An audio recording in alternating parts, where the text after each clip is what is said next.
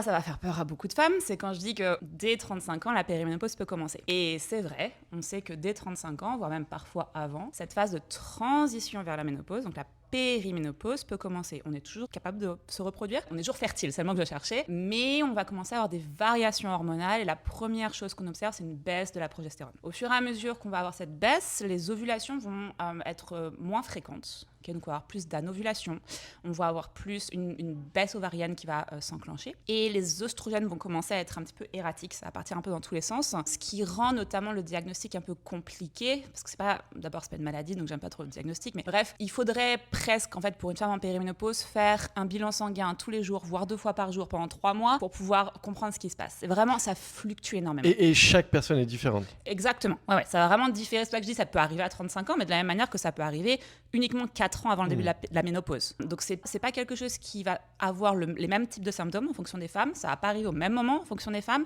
et ça peut durer jusqu'à 10 ans. Okay, donc c'est pas une période de petite transition. C'est hyper important, on en parlera tout à l'heure, parce que cette phase de périménopause, c'est là où on va vouloir construire toutes nos habitudes pour bien vivre la ménopause, justement. Donc il y a effectivement toutes ces variations, et au fur et à mesure où du coup nos ovaires vont arrêter de fonctionner, on va arriver à la ménopause. La ménopause, c'est un jour sur le calendrier, c'est pas une période de vie.